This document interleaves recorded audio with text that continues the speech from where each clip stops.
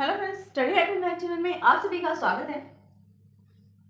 आज का जो हमारा टॉपिक रहेगा कंप्यूटर नेटवर्क्स में वो होगा what do you mean by the OSI model, explain each layer with diagram. Okay, सबसे पहले तो हम ये देखेंगे कि ओएसआई मॉडल क्या होता है, कहाँ पर यूज किया जाता है, क्या इसका यूज होता है एक्चुअल में, एंड देन इसकी कौन सी लेयर्स हैं, फर्दर उनकी क्या फंक्शंस हैं एंड कैसे वो काम करते हैं, सब चीजें हम इसमें डिस्कस करेंगे। तो चलिए वीडियो को स्टार्ट करते हैं। फर्स्टली हम देखते हैं इंट्रोडक्शन टू ओएसआई मॉडल।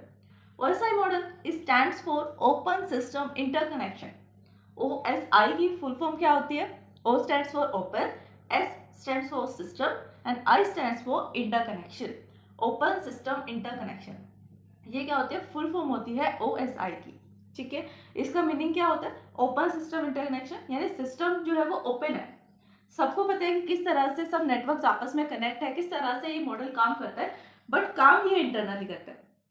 क्या कह रही है? इंटरकनेक्शन क्यों है? क्योंकि जितने भी नंबर ऑफ पीसीज हैं या कंप्यूटर सिस्टम्स हैं, मोबाइल है, किसी भी टाइप के डिवाइस हैं, वो सब किससे कनेक्ट होते हैं? इंटरनली कनेक्ट होते हैं, अपने ही कोई राउटर के साथ कनेक्ट, कोई गेटवे के साथ कनेक्ट, बट इंटरनली कनेक्ट। ठीक है, और दूसरी तरफ से हम कह रहे हैं कि ओपन सिस्टम भी है। ओपन सिस्टम में दिखता है सबको कि हाँ किस तरह से ये काम करता है। हम इसको आगे डिस्कस करेंगे तो उससे पता लगेगा कि इसका नाम OSI ही क्यों रखा गया। ठीक, नेक्स्ट हम कह रहे हैं कि रेफरेंस मॉडल, ये क्या है? एक टाइप का रेफरेंस मॉडल है that describe how the data या फिर information from a software application in one computer moves through the physical medium to the software application in another computer. ठीक है, ये क्या कहना चाहते हैं कि ये जो होता है OSI मॉडल, ये एक टाइप का रेफरेंस मॉडल होता है। क्या होता है OSI मॉडल? एक टाइप से रेफरेंस मॉडल होता है। सपोज फॉर एग्जांपल के लिए एक कंप्यूटर सिस्टम है A, सेकंड कंप्यूटर सिस्टम है B। ठीक है, यहाँ पर एक सॉफ्टवेयर चल रहा है MS वर्ड। जो कंप्यूटर A है वहां पर एक एप्लीकेशन चल रही है, software application MS word, Microsoft word. And जो हमारा B वाला कंप्यूटर है, कंप्यूटर सिस्टम B नेम से, उसके अंदर भी सेम एप्लीकेशन चल रही है MS वर्ड। अब जो कंप्यूटर A है वो चाहता है कि वो एक फाइल को ट्रांसमिट करे। किसको ट्रांसमिट करे? कंप्यूटर B को। तो ये फाइल ट्रांसमिशन कैसे होगा? किसी न किसी मॉडल का प्रोटोकॉल्स का हम यूज करेंगे, राइट? हमने पढ़ा था कि नेटवर्क आर्किटेक्चर क्या होता है? Set of layers and protocols होता है।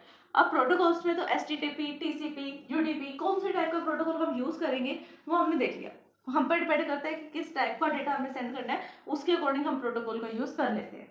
बट सेट ऑफ रूल्स भी तो है ना, सेट ऑफ रूल्स में हम किस टाइप के मॉडल का यूज करेंगे, कौन सी लेयर्स का यूज करेंगे, वो मॉडल्स पे डिपेंड करता है। जो A है वो B के पास एक फाइल को ट्रांसफर करना चाहता है, तो A जो है वो अपने एप्लीकेशन सॉफ्टवेयर से जब उस फाइल को ट्रांसफर करेगा B के पास, वो भी through the physical medium, physical transmission medium में किसी वायर के थ्रू, वायर जो कनेक्शन होगा उसके थ्रू जब A B को अपना फाइल ट्रांसफर करेगा सेम एप्लीकेशन पे, उसे हम कहेंगे, बताओ क्या कहेंगे? ट्रांसमिशन। ठीक है, और इसी ट्रांसमिशन के लिए ये यूज किया जाता है मॉडल OSI मॉडल। ठीक है, एक बार फिर पढ़ते हैं इसे। OSI model stands for the Open System Interconnection. It is a reference model that describe the how data, ये डिस्क्राइब करता है कि किस तरह से हमारा डेटा एक सॉफ्टवेयर एप्लीकेशन से, एक कंप्यूटर में से उठकर किस तरह से फिजिकल मीडियम के थ्रू अनदर कंप्यूटर के सॉफ्टवेयर एप्लीकेशन में जा सकता है। ठीक है, next, OSI consist 7 layer. OSI model में 7 लेयर्स होती हैं। कितनी लेयर्स होते हैं OSI में? 7 लेयर्स। ठीक है, and each layer perform a particular network function, और हर एक टाइप की लेयर का अपना एक अलग काम होता है। ऐसे तो नहीं है कि 2 लेयर मिलके एक काम करेगी फिर 2 लेयर एक काम करेगी, नहीं, हर एक स्टेप पर, हर एक लेयर पर अपना अपना काम अलग होता है। फिजिकल लेयर है उसका अपना काम, डेटा लिंक लेयर है उसके अपने फंक्शंस हैं, ऐसे नेटवर्क लेयर है, एप्लीकेशन है, कौन सी भी टाइप की लेयर्स है, उन सबका काम अपना डिफरेंट डिफरेंट होता है पर्टिकुलर नेटवर्क पर। OSI model has developed by the ISO। OSI को किसने डेवलप किया? ISO, which stands for International Organization for Standardization। क्या होता है ISO की full form? International organisations for the standardisation. ये इसकी शॉर्ट फॉर्म होती है ISO, जिसने डेवलप किया था OSI मॉडल को। कब डेवलप किया था? 1984 में। And it consider now as a architectural model, और अब हम इसको एज अ आर्किटेक्चरल मॉडल की तरह कंसीडर करते हैं for the inter computer connection. जो एक ऑर्गेनाइजेशन के अंडर 2 कंप्यूटर आपस में कम्युनिकेट कर रहे हैं, इंटर कम्युनिकेशन कर रहे हैं, वहां पर यूज किया जाता है OSI मॉडल का, और इसको एज अ आर्किटेक्चरल मॉडल की तरह कंसीडर किया जाता है। ठीक है, आर्किटेक्चरल मॉडल मतलब इसी के बेस पर, इसके कॉन्सेप्ट के बेस पर अनदर मॉडल बनते हैं। Model divide the whole task in 7 smaller and manageable task, each layer is assigned particular task. यानी कि ये क्या कहता है कि ओएसआई मॉडल जो है, हमने पढ़ लिया कि उसके अंदर 7 लेयर्स होते हैं। तो ओएसआई मॉडल क्या करता है, जितना भी उसके पास टास्क होगा, मैनेज करना, डेटा को एरर फ्री बनाना, बिट्स में फिजिकल मीडियम के थ्रू ट्रांसफर करना, ये जितने भी सब काम है और भी बहुत सारे काम है, इन सब काम को ओएसआई मॉडल ने क्या किया, उसके पास 7 लेयर्स है, सबको थोड़ा थोड़ा काम बांट दिया, हर जो मैनेजेबल हो इस तरह से हर एक लेयर को स्मॉलर अमाउंट में जो उनके फंक्शंस थे वो डिवाइड कर दिए, जिससे काम जो है वो आसान हो गया। हर एक फंक्शन का पर्टिकुलर लेयर है, हर एक लेयर की अलग से एक इंपॉर्टेंस है, हम किसी भी लेयर को स्किप नहीं कर सकते। ठीक, each layer is self content, देखो उसने बोला भी है कि हर एक लेयर सेल्फ कंटेंट है, मतलब उसका खुद का एक मैटर है, इंपॉर्टेंस है। So that task assign to each layer can be perform independently, तो जिस भी लेयर को जो भी काम मिलेगा वो उसको इंडिपेंडेंटली करेगी, किसी दूसरे पर डिपेंड रहकर नहीं करेगी कि अगर इधर से डेटा आए फिर मैं करूँ, नहीं तो नहीं होगा काम। ये सब अपना काम इंडिपेंडेंटली करते हैं। ओएसआई मॉडल 7 लेयर पर collaborative to transmit the data from one person to another across the globe, यानी कि ग्लोबली अगर डेटा को ट्रांसफर करना है तो वो सब इन 7 लेयर से होकर जाते हैं, तो वो सब इन 7 लेयर से होकर जाएगा। सबसे फर्स्ट हमारी, अगर हम टॉप से देखें तो एप्लीकेशन लेयर आती है, सेशन लेयर है, ट्रांसपोर्ट लेयर है, नेटवर्क लेयर है, डेटा लिंक लेयर है, देन हमारे फिजिकल लेयर है। इन सब से डेटा होता हुआ फिजिकल मीडियम पे जाएगा और रिसीवर एंड पे अपोजिट हो जाएगा, जैसे सेम हमने कहाँ डिस्कस किया, नेटवर्क आर्किटेक्चर में।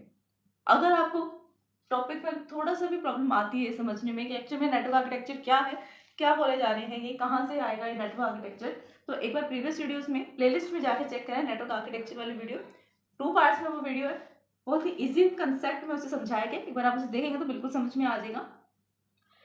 उसी के बेस पर यहाँ पर बाकी सब जो लेयर्स हैं वो काम कर रही हैं। ये क्या करिए कि 7 लेयर्स है, आपस में मिलकर कोलैबोरेशन करके काम कर रही होती हैं। इन actual implementation of the 7 layer, जब एक्चुअली इंप्लीमेंट करते हैं हम इन 7 लेयर को, जो फर्स्ट 3 लेयर्स होती हैं वो तो हार्डवेयर पे काम करती हैं, जो फर्स्ट 3 लेयर्स है वो हार्डवेयर पे काम करते हैं, जैसे एप्लीकेशन लेयर है, सेशन लेयर है, जो फर्स्ट 3 आती है टॉप में।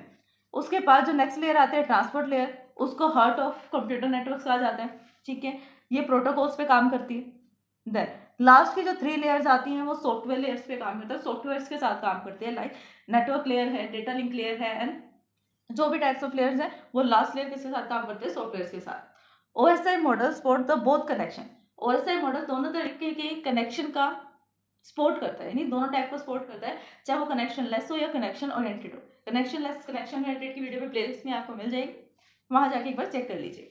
देन ये क्या कह रही है कि ट्रांसपोर्ट लेयर जो है वो किसके साथ डील करती है, प्रोटोकॉल के साथ। फर्स्ट 3 लेयर हार्डवेयर के साथ, फिर प्रोटोकॉल जो ट्रांसपोर्ट लेयर है वो प्रोटोकॉल के साथ, एंड लास्ट 3 लेयर सॉफ्टवेयर के साथ। डन, तो ये था टॉपिक हमारा।